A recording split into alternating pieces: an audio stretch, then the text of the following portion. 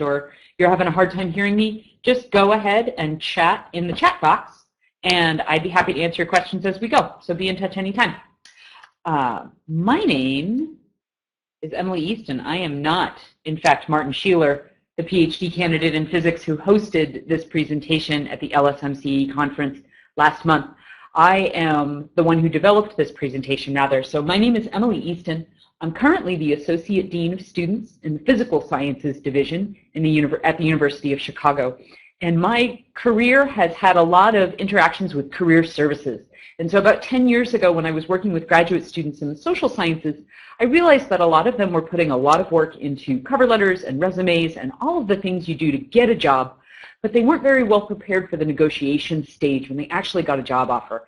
And so I started building presentations that were built from the best advice I could find. I talked to HR people, I talked to people who handle negotiations on both sides of the table, and built out this set of advice in the hopes that it would be helpful for people.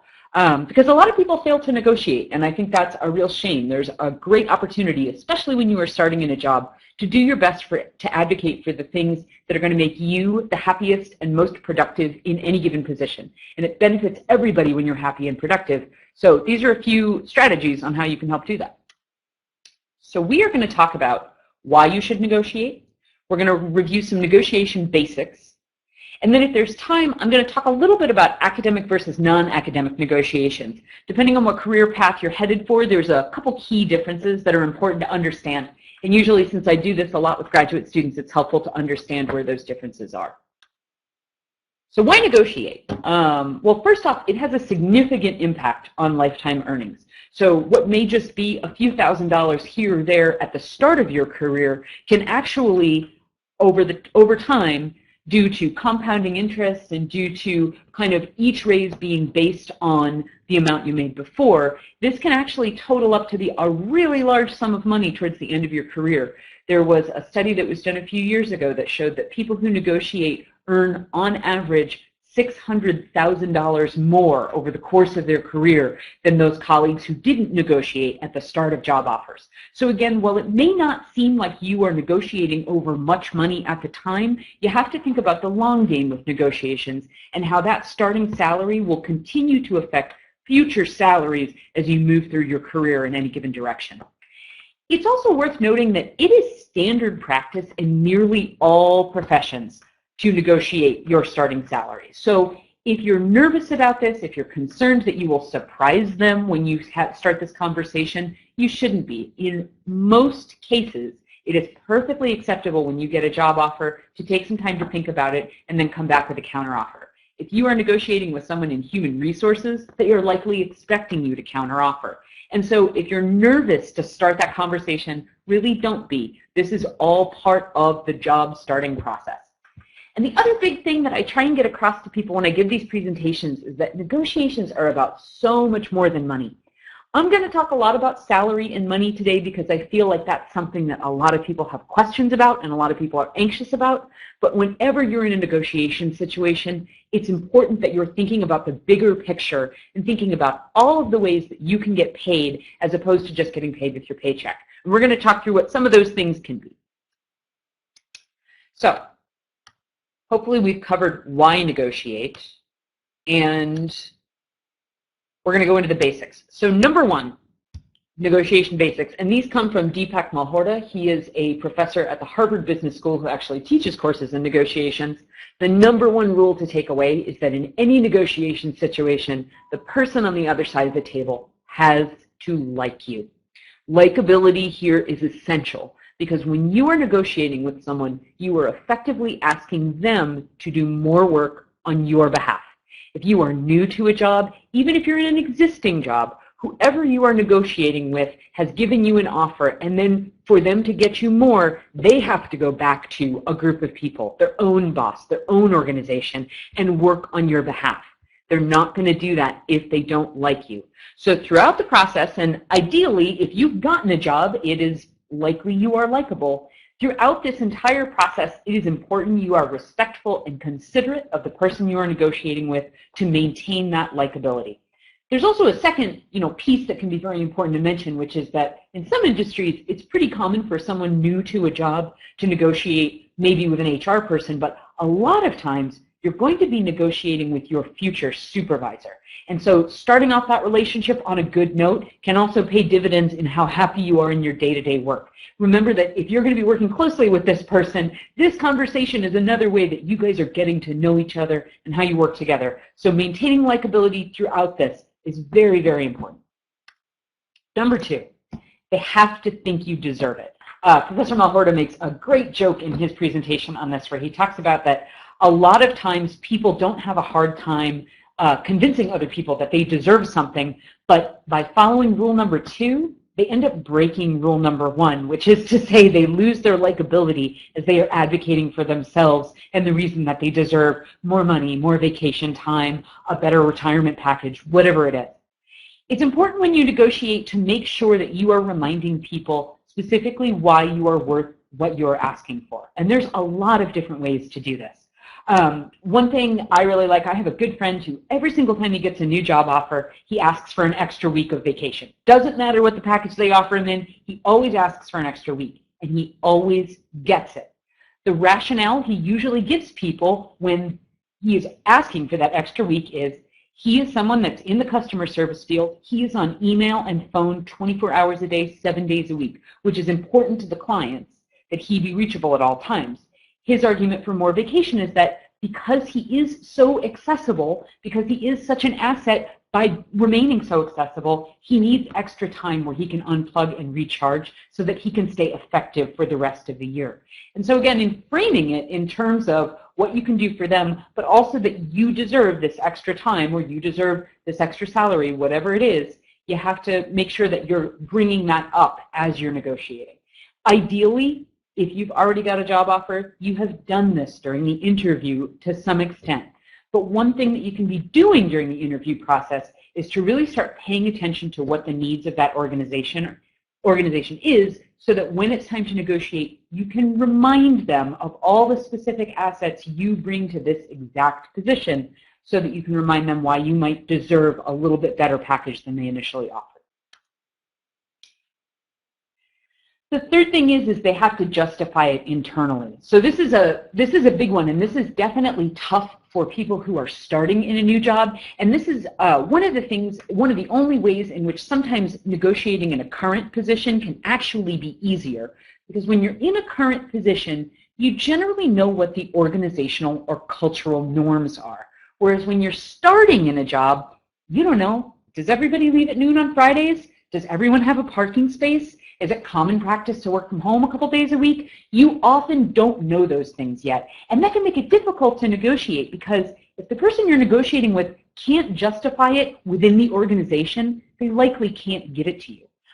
You have to make sure, so here at the University of Chicago, parking, as it is on most college campuses, is a huge struggle. It is very, very well known that faculty can negotiate for parking spaces, but staff cannot. That's an organizational, cultural piece. We as staff can't bring that to the negotiating table because it won't be justified internally. That's just not the culture here. So as you are thinking about what you might negotiate for, it's really helpful if you can reach out to or talk to anyone else who works at the organization that you're comfortable being a bit candid with. You don't want to do something like, hey, how much do you make? That's a question that is very rarely taken kindly. But by having a conversation with people about what the organizational culture is it casual? Is it more formal? What are the hours like? Do people tend to set their own schedules, or is there an expectation that everyone arrives at 9 a.m.? Learning those little things can help you figure out what the culture will allow so that you can get the most of what you need within the context that you're negotiating in. And finally, they have to find flexibility. So not all things are possible. And while you might want a salary that's 200 times more than they offered you initially, that just may not be possible for whatever reason. So by finding flexibility, the more ways you give people to pay you, the more ways you can get paid. And so if they can find flexibility, maybe they can't give you that salary bump you asked for, but maybe they are willing to offer you a $10,000 professional development budget, which will mean you get to travel internationally for 2 conferences a year, and they would be fine if you extended your time in those places, so effectively you're getting a free international vacation. That's just an example, but that's one way that you could extend extend a salary into other areas. And there are lots of different ways to do this. But being open-minded at this stage is a really important thing to remember.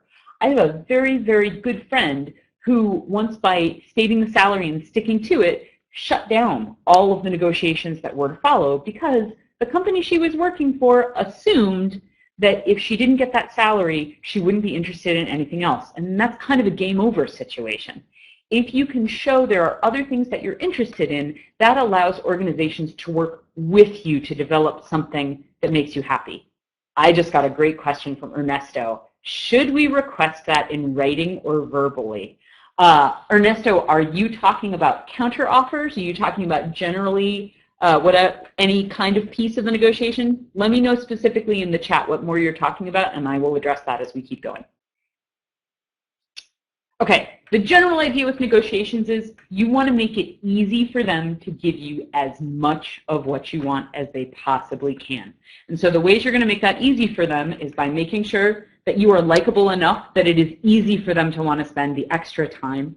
You are making sure that they think you deserve it so that it is an easy decision to present to a supervisor or someone else who has to sign off on this.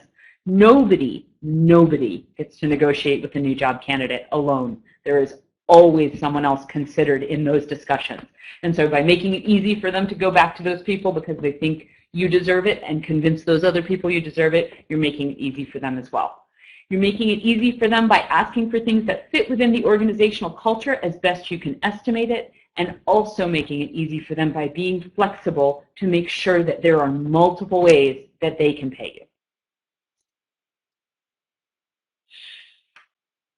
Professional development. So Ernesto, thanks for clarifying your question. Should you request that in writing or just verbally? It really depends on the context here, and industries can be a little bit different. My general advice is to model whatever communication style they start with. So if they communicate their offer to you in writing, you can communicate back in writing. Ideally, you want to combine writing with a conversation. Sometimes things that we say in email don't come across as clearly or as perhaps kindly as we might like them to in a general conversation.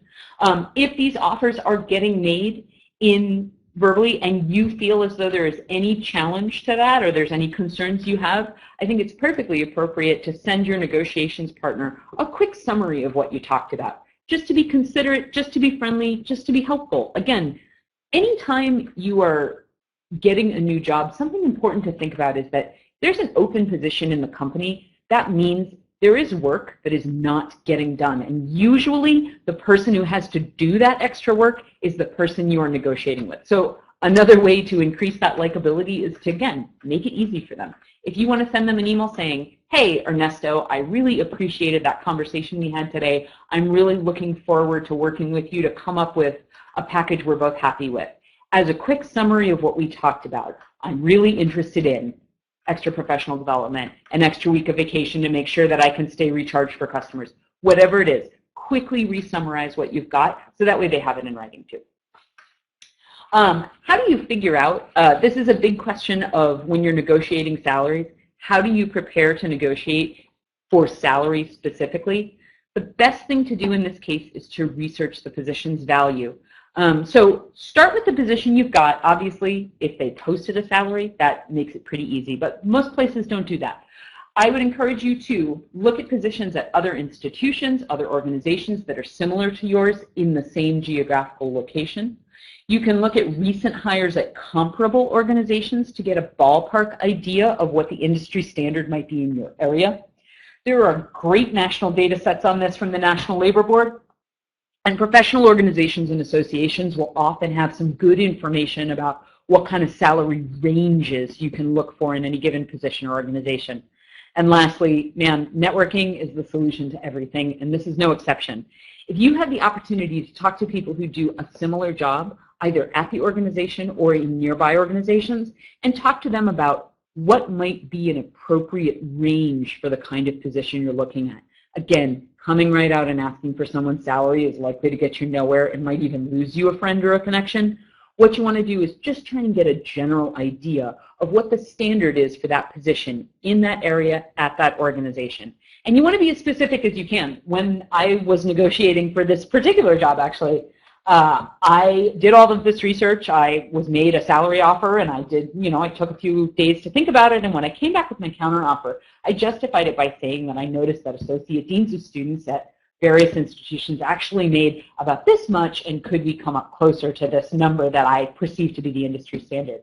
And unfortunately for me, my negotiations partner had done far more research on this than I had. And she correctly pointed out that in my study, had I perhaps included associate deans of students at business schools, which were known to make a good deal more than the kind of academic program I was looking to work in. And if I reran those numbers, I would find that their offer had been fair. And when I did, she was quite right. So be careful with your homework. Don't make that same mistake, but do use all this information. John just chatted a great point too. Most states do have public databases you can search for salary. For any of you looking to work in higher education, public universities will publish all the salaries of their employees.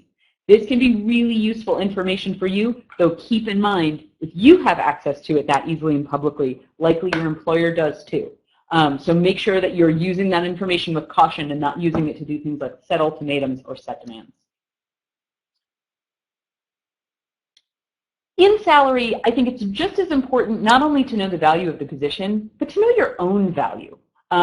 So basically, you want to know, what do you need to live? If you haven't done a budget in a while, when you start applying for jobs is the time to figure out what salary you need to live in the potential location you're looking to work in, and what kind of salary you need to live, not just the basics, but to live the way that you want to live. And that can mean a lot of things. It takes a little bit of self-reflection and self-examination to figure out what it is that's actually going to make a difference. I talk to people, because I do these presentations, people will often contact me for one-on-one advice, which you guys are all welcome to do. I will make sure my contact information is available. And a lot of times I'll talk to people who are unhappy in their current job, and they assume that a raise is going to be the solution. And I think that's kind of narrow-minded in a way, because sometimes the money's not going to make a difference. Or sometimes the way that they're coming up with that money that they think will make a difference, that amount that they're figuring out, won't actually be enough to what they want to do. So I encourage you, think very carefully. What is it that matters to you? Is it being able to renovate your kitchen in the next 5 years? Is it sending your kid to college in the next 10 years? Is it buying a new car so that your commute is more reliable and you don't need to take public transport to work? Whatever it is, think honestly about what it is you would need to feel happy and productive with the salary you get, and really start to work that out in real numbers. If you know you want to go to Japan every other year, run a quick budget and figure out how much it would take you to make and save that amount of money. Whatever it is for you, make sure you know your own financial values. So what do you need to live? This is just kind of a quick brainstorm list. Rent, food, utilities, transportation, clothing, taxes, insurance, spending money, childcare, loans, etc. I always encourage people at this stage of the process, be honest with yourself. If you are, for example, a cigarette smoker and you think you're going to quit any day, be honest with yourself about what you need to put in your budget for that particular habit. Now is not the time to be idealistic. Now is the time to be realistic. What do you need and what resources is that going to take? So I encourage you to come up with 3 packages. First off, you've got the basic. The basic, if you're currently working in a job, should at least be what you're making now. So ideally, you are not losing money every month. If you are, that's a problem. But the basic, if you're currently working in a job, can be the salary that you're at. If you're new to the workforce, or maybe you're changing careers, or for whatever reason, that's when you need to run a careful, tight budget to figure out what exactly are the financial expectations that you will need to meet in any given month and in any given year. That's your baseline. You can't make less than that. Then you come up with a better. Think about the things that would make a little bit of difference for you. Is it having a budget to buy nicer clothes every month? Is it, again, going on a vacation twice a year? Is it a nicer car? Is it whatever it is? Think about the things that you think would make the most improvement within a reasonable range, and that's going to be your better package. And then, of course, you know where this is going. You want to build out your best package. My best package, just so you guys know, is $800,000 a year, with 3 trips to Japan every year as well, and also 6 weeks of vacation on top of those trips to Japan. If anyone wants to offer me that package, there are not a lot of jobs I won't do. So that's kind of my best package. Now, Am I likely to get that? Probably not, and definitely not from a university unless something miraculous happens. But the point of having that best package isn't so that you could necessarily hit all those check boxes with your next job offer, but so that you know what you're working towards. So you can start to look at, if you really were given the most wildest, wonderful dream package in the world, what would it look like? How would it change your life, and what would you actually be looking for, so that when you are negotiating, you know where to prioritize and you know what might be the next step up for you. I try and reiterate this at this point, that salaries can be negotiated. Again, one of the things that always concerns me when I give these presentations is that not enough people are willing to give this a try. And so I try and take a point in the middle to just remind everybody that it is important that you are advocating yourself, especially at the start of a job situation, when you never have more power than you do then. As someone who has hired people, and you can talk to anybody who hires people, nobody wants to go back to the drawing board to look for another candidate after they've made a decision on you. So salaries can be negotiated, and salaries should be negotiated, especially at the start of that job offer. You should always be negotiating for more than salary. You should be looking at things like, and we're going to do a list in just a second, but you should be looking at all of the things that stand to make you happier and more productive, not just that number. There are more ways to get paid than just with a salary. So then what else is it? Well, again, vacation time, parking, transport, mileage, flexible hours, your title, a clothing stipend. When can you ask for a clothing stipend? If you meet with high-level clients and it's important that you look professional in every given context, it's worth talking to your employer, because it is in their best interest to make sure that you look good every time you see a client. That's when you ask for a clothing stipend.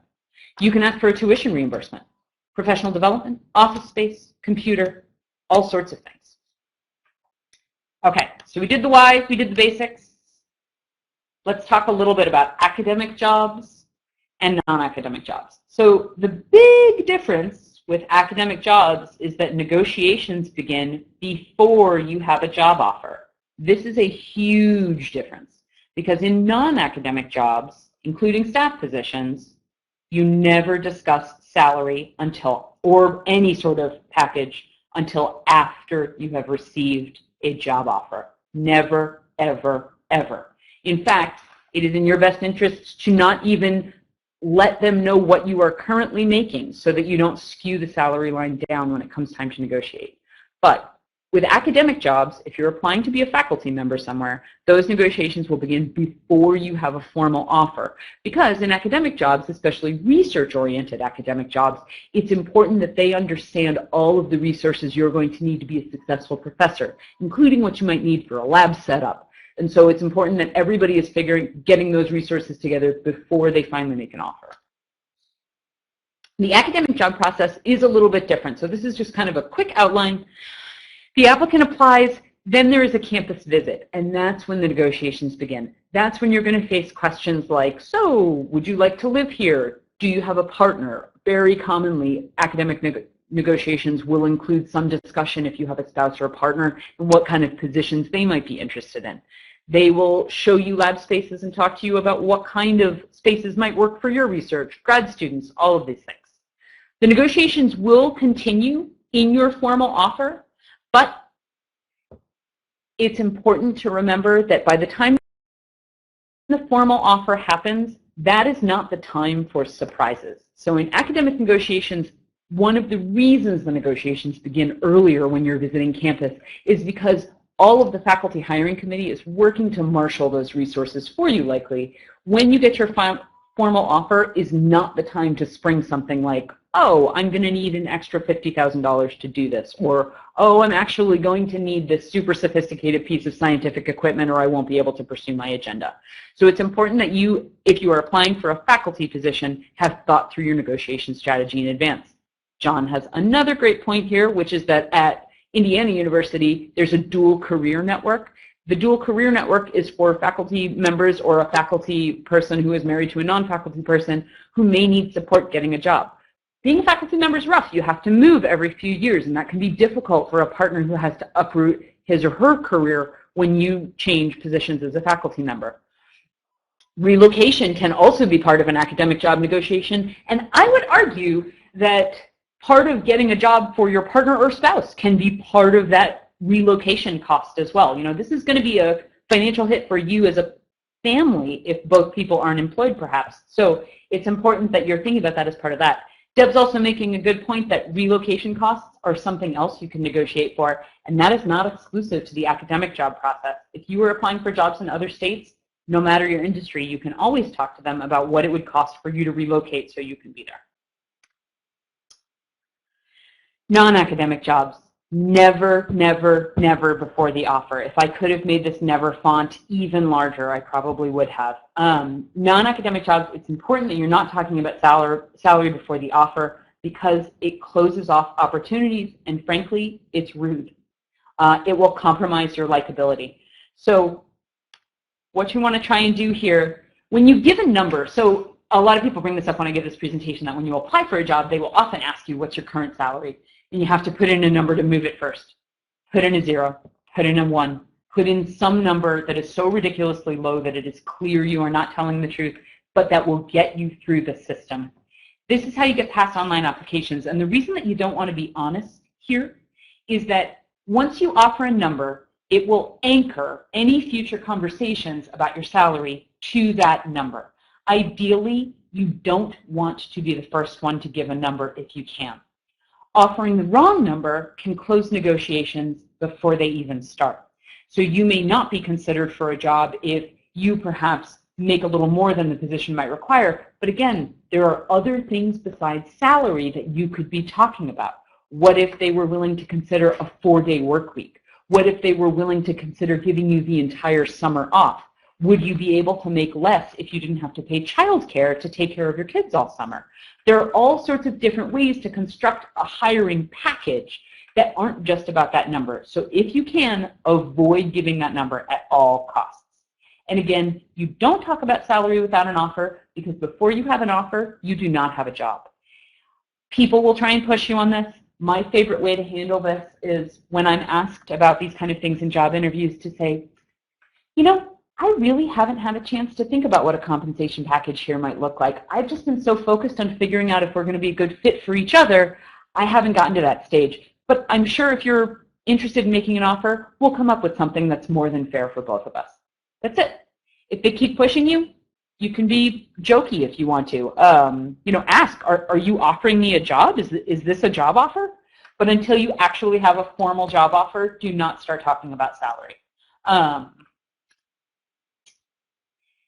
Another key difference for academics jobs is that negotiations need to include your professional resources, especially if you're in the science field, because you're going to be using all of your resources to set up your lab and build a research agenda. It's important that you're accounting for all of the things you will need to be successful. In the Biological Sciences Division here at the University of Chicago, for example, new faculty are expected to pay their own salary within 2 years. They are expected to successfully apply for and secure grants that pay for their own costs and salary within 24 months. It is essential in that scenario that you have been upfront to get yourself the resources you will need to complete the research that will get you the grants that will later fund your position. So if you are going up for this, you need to consider your research agenda very carefully and what resources you will need to advance that agenda. This could be office space, lab space, equipment, access to equipment. Maybe you can't have a particle accelerator all to yourself, but can you use one nearby easily? Teaching releases, graduate students, undergraduate students, travel and conference fees. This is a huge one that faculty forget to negotiate for, but presenting at conferences, whether or not you're an academic, always makes the institution look good. It's important to think through what that's going to cost you so it's not coming out of your personal income for you to fulfill that responsibility. Summer salary, computers and software, again, spousal hiring opportunities, and Deb, relocation, that's a huge one. Whatever you're doing here in this, I'm going to go back to rule number 1, they have to like you. You have to stay likable through all of these conversations you're having. So again, be considerate, be mindful. One thing to do that I really like when I'm in negotiations, and even though I do these presentations, when I negotiate for my own salary, I definitely get nervous now and again. One thing that I like to do to remind my negotiations partner that we are in this together is to say, I'm really excited about this opportunity. I'm looking forward to figuring out what the best package is going to be for both of us, but I want you to know I'm enthusiastic about being here. And by starting off that way, I think you set the tone with your negotiations partner that this is going to work out.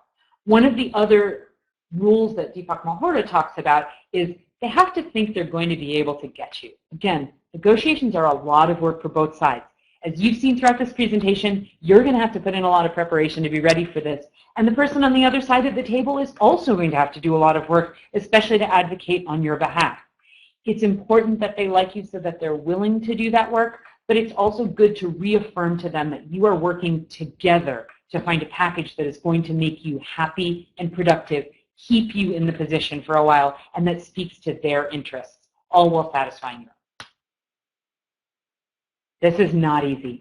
This is never easy. Negotiations are stressful no matter how prepared you are, but they are very, very worth it. Again, think about the long-term impact for your career overall, and make sure that you are taking the time to research and be ready to have these conversations when they come.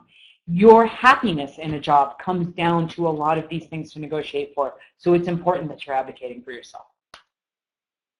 Okay, questions? You're welcome to chat them in. I'm happy to sit here and take questions. I will make sure that my contact information gets out to all of you so that you can email me in any specific scenarios. Ernesto, I can see you're typing. I'm excited to see what you're typing.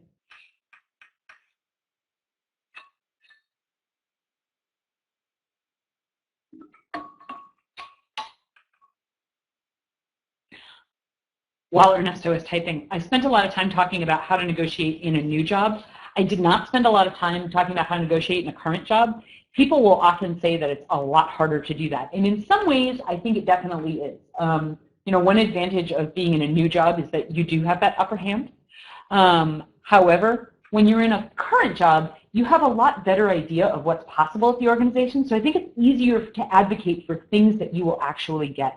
I actually just recently was able to negotiate in my performance review to change my hours, which made a huge difference in how I approach my workday, but it took me a while to figure out that that was something that this culture would allow. So one thing that's definitely good about if you're in a current position, you have more knowledge, even if you have a little bit less authority as someone who's in an established position, but it's definitely worth doing. All right, Ernesto, once you have a formal offer, what should you communicate to other companies currently considering?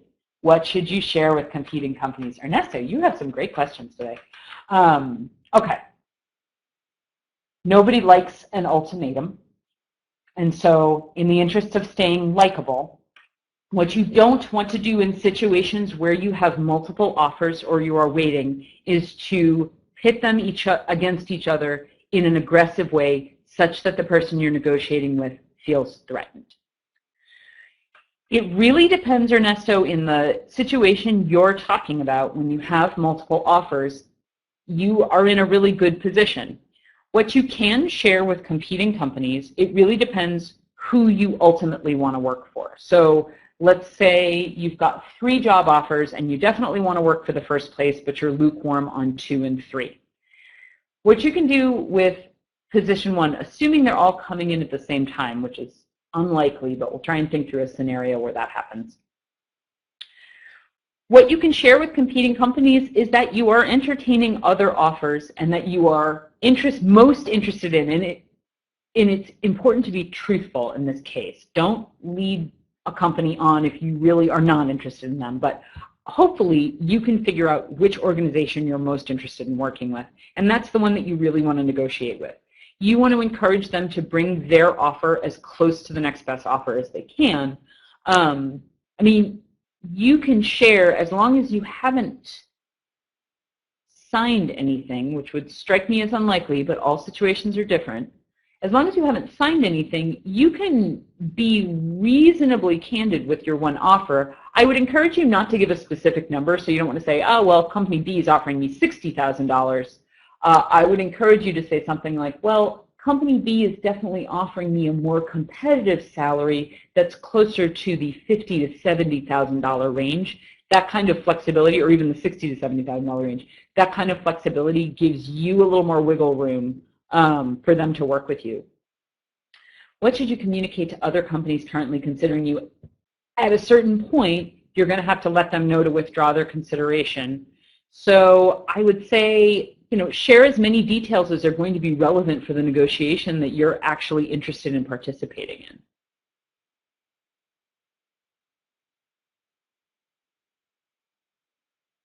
But that's a great question.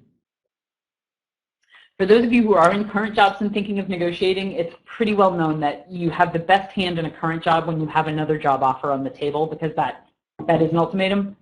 Be careful with that, though, because you could be called out by your supervisor. So it's never good to go marching into your boss's office and say, hey, give me this, or I'm headed over to the place across the street, because she or he may well say, well, it's been great working with you. Enjoy that place across the street.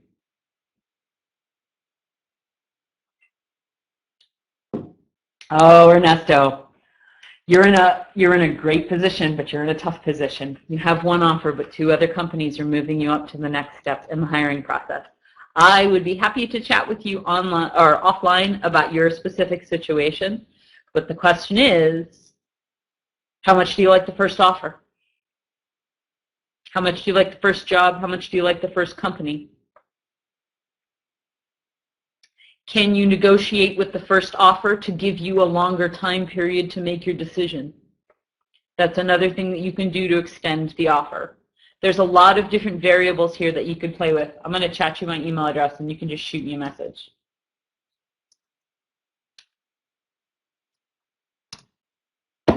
Please be in touch. And that email address, Deb, Paul, Tommy, John, everybody, you're welcome to email me with questions about this. I am a huge dork for this. And I can't participate in all of the negotiations happening all over the world right now. And so I love to hear from people, things they're learning in their own conversations, pieces of my advice that have worked, pieces of my advice that have not worked, all sorts of weird things you've come across. So please be in touch anytime. I always learn something when I do these presentations from the people that I'm working with. So I love to connect with folks afterwards. Unless there are more questions, I have probably covered everything I have to do today, so I may let us go a little early. Thanks so much for having us. I can see an eval for today's event in the bottom left. It is so helpful when people fill out evaluations for things like this. It helps people like me craft better content. It helps people like Deb plan better content. So yeah, definitely let us know what you think, good or bad or otherwise.